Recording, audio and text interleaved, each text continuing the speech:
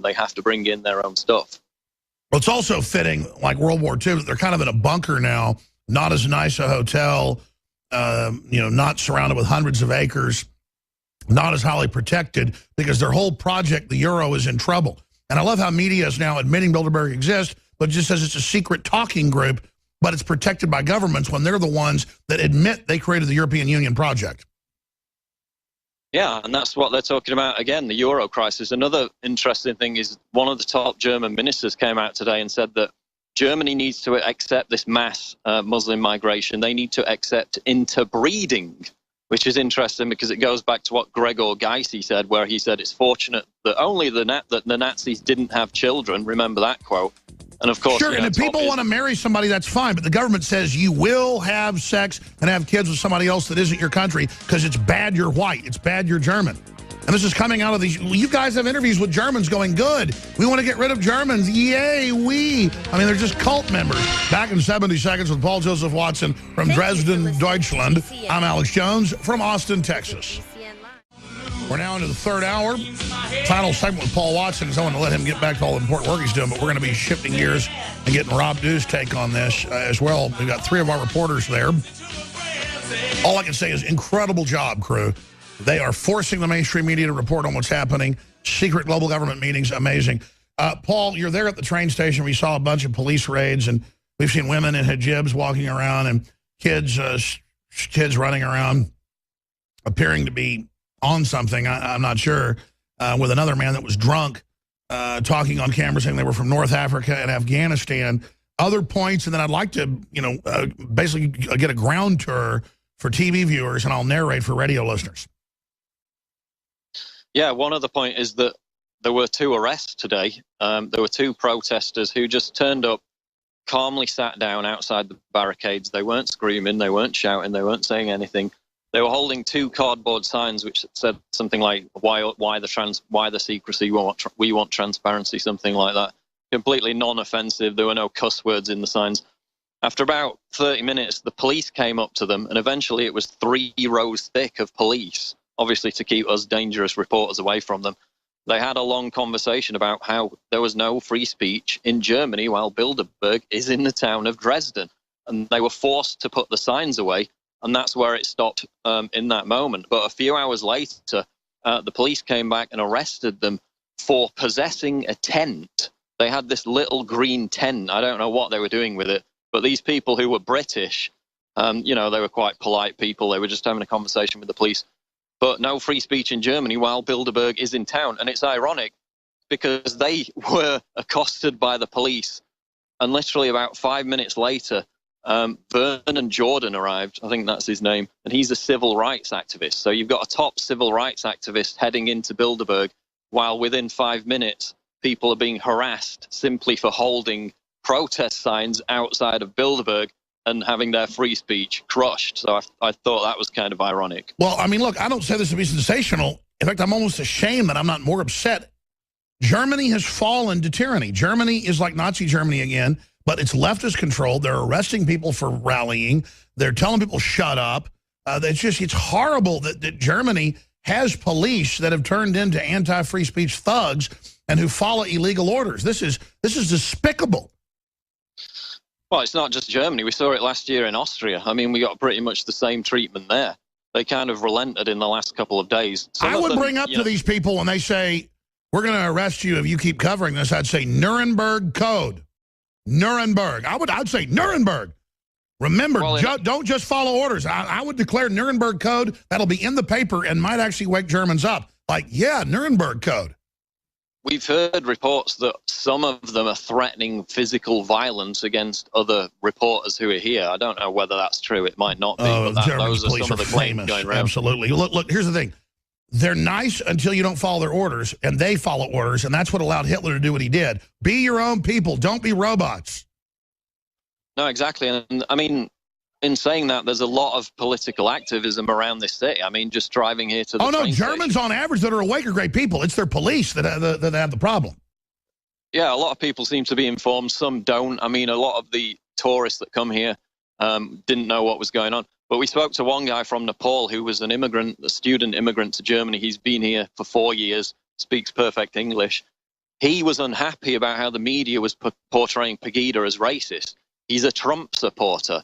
He's against this migrant invasion, and he's a hardworking immigrant who's learned the language, integrated. He's a big fan of us, and he sees it exactly the same way. So that was a real narrative buster. And again, that was another good interview that's up on the Alex Jones channel.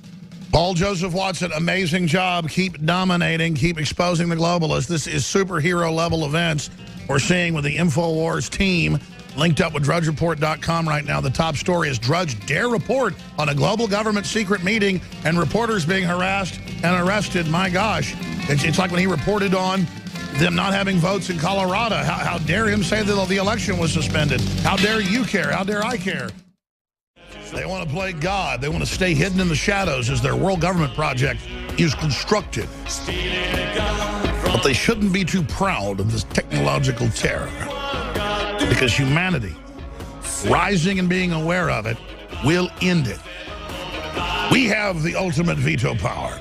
Now, Rob Dew's going to report with us a few minutes, then I'm going to get into all these Democrat websites and the New York Daily News and others going, but Bernie Sanders had more delegates and Hillary Clinton just got the superdelegates who are party officials, and they're ignoring the fact that Bernie really won all these states and should be the leader. Well, and then they have all these weird socialist women going, does it matter? It's part of our socialist plan. She's a woman, so it's okay. It's like, it's okay. Ted Cruz is a real conservative, so he's allowed to get all the votes in states and suspend the voting. Or you have the voting, and then they just take the delegates. So this is a big deal. And then them saying she's a goddess on CNN and blurring everything as she shines like Jesus in his ascension or something. And they say, look at the God. So that's all going on. But right now, let's go back to Dresden at the train station to see the results of the country flooded with the illegals there. And then give us a tour. I'll narrate for radio listeners, Rob, dude.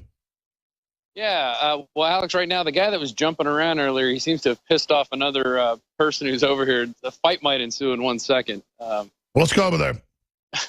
All right. There's a but drunk anyway, guy this is the front of hopping the train around. He station. said he was from Afghanistan. There's folks from Algeria. Now, Alex, I ran around and shot a bunch of B-roll before we went on live.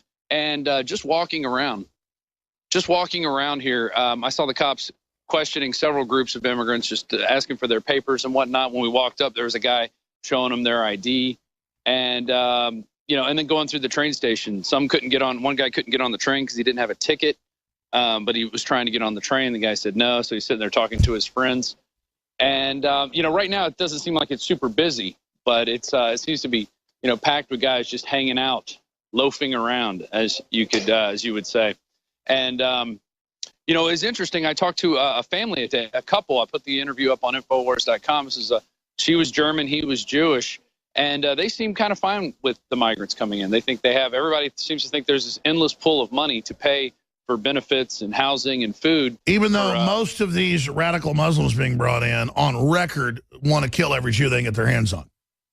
That's true. And we kind of got into that at the end, and I said something in the terms of, maybe Germany has Holocaust. They feel bad for the Holocaust, so they're letting these people in to make up for it. And he didn't want to get into that, and that kind of pissed him off. And then it's globalism. It's a project to end Europe. It's a project to create total division. They're bringing in people that just sit around and are a bunch of bums and adopt every form of crime you can imagine, because under Islam it's okay to commit crimes against non-Muslims. Exactly. And another interesting thing that happened today. We can keep walking. People were coming up to us, wanted to know what was going on. All the tourists were, the tours were going through, and they would stop. They would hear us speaking English. What's going on? What's going on? So then I just started videotaping these people and saying, well, I'm going to have to videotape you if I'm going to tell you what this is. You're going to get educated. And so we just, started telling them about the Bilderberg Group, because there wasn't much going on for a few hours. We're sitting there waiting. I guess the highlight was two highlights were Vernon Jordan and Henry Kissinger. Have yet to see Lindsey Graham show up. Well, let me ask you this question. Yeah. They just started arriving, today, and it runs, the real Bilderberg's Thursday, Friday, Saturday, and then Sunday. Well, really on Monday sometimes. Why? Go ahead. What triggered the police? Because I know this happened in Austria last year, too. Is it fair to say the worst police we've seen are in Germany and Austria? Because, we would report if somebody did something for the police to respond. But from what I heard from Paul, no one's doing anything. People are polite. They're like threatening to arrest or arresting British tourists. I mean, British tourists are stereotypically the nicest people on the planet. Yeah, and those people were, and they saw what happened last night, so they knew what they were getting into when they did their little protest. But basically, it just said, their sign said, "What have you had to hide?" And the other sign said, "This will get confiscated." Prophetic, because it did get confiscated, and we've got that video coming out. We shot it in many parts because it was kind of a long situation. So there's photos up in the story at drudgereport.com. The photos are there. Okay, good. And, it's just amazing the way we're being treated. And last night, while we were getting harassed by the police, the 20 or so police that harassed us. Was there any trigger? I mean, because they looked hateful. They just looked like they hated you. Well, at some point, they got really mad at my light. I turned on a video light because it was pitch black almost. And, I like to shoot good video. So I turned on a light. And then one guy just started going off. And I could tell what he was mad at through the broken German that I speak. And, and then our translator, who also seemed to be pro-migrant, said, he doesn't like your light. Could you turn it off? And but they thoroughly searched my bag. They went through every pocket, pulled out every little thing. They pulled out the safety pins. I had safety pins in a little pocket. You mean Germans checked your papers and searched everything thoroughly? No. Yeah, they did. They were very thorough. And they were marveling at the tools that I had. I have all these little tools for things. And, a little tool. And I'm like, yeah, I use a lot of tools. I'm kind of German like you guys. And but it was surreal because we really got 5 steps away from this restaurant, and then they were on us. Then the van started pulling up, more vans started pulling up, and it was how they went after the 2 cardboard protesters, the cardboard sign protesters. They 4 were just standing there, kind of stalking them, and then they all came at once. And one guy, you could tell he was, I think, learning how to be a tyrannical police officer, started reading from the guidebook. Dresden makes law where you cannot have sign here, but you could have a sign over here. So they were speaking English to the English speakers, and it was just very interesting to watch that go on. And Josh shot some good footage from up top. I shot some footage of it. We're going to be putting that up so people. By the way, notice there's not a lot of tall buildings in Dresden. That's because 500,000 people got killed in one night in a famous bombing. That was supposedly a children's city off limits. They had an agreement with England. But right. To get Hitler mad, to shift gears and stop bombing military bases, they sent in RAF raids to bomb civilian targets. And Hitler took the bait and lost World War II because of it. Dresden was a key turning point. Correct. And when we were in the Pegida protest, there's a little marker where the first bomb fell. So they make it fell in the square there, and they made a little marker. Well, the Germans already followed a globalist project once. I mean, the Euro is a Nazi project. So here they are helping continue a real Nazi project that'll destroy their own families and collapse Germany, and they don't care because the cops, think they're God. It's a perfect example of compartmentalization.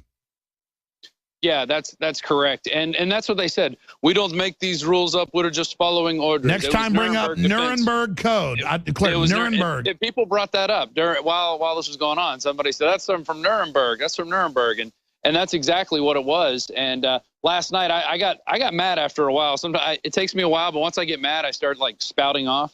And I started spouting off, well, if I was a Syrian migrant, you guys would be kissing my ass and giving me a home and food and all this money. You wouldn't be treating me like this.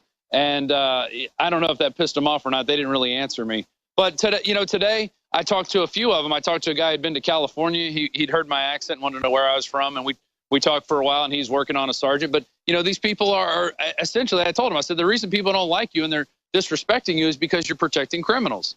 And that's the bottom line. And you could say, well, they're not criminals. They're criminals. These people are criminals. They work above the law. They think the law doesn't affect them. That's right. And following their orders doesn't protect you. I mean, plus your peaceful press. Yeah, exactly. Look, they're arresting Germans all over the country that try to protest the open borders. The German government works for globalists and is a outside occupying group taking you over. Do you understand that? Comprende? Sprechen Sie Deutsch? And that's what we've been telling people about, the people that have been walking up talking to us. Paul had an interesting debate with a lady who was from England talking about the Brexit. And she was older, and she's worried about her pension. That's why she's going to vote to stay in. They always hold you hostage. Exactly. Give us a bailout or we'll implode you, when they're the ones screwing you over. Iceland kicked the bankers out. It's doing great now. And people don't realize there's not going to be a pension. By the time the pension's gone, they're using the pension in Germany to pay for the migrants. Okay, and so these police get out. They on the side of the police cars it says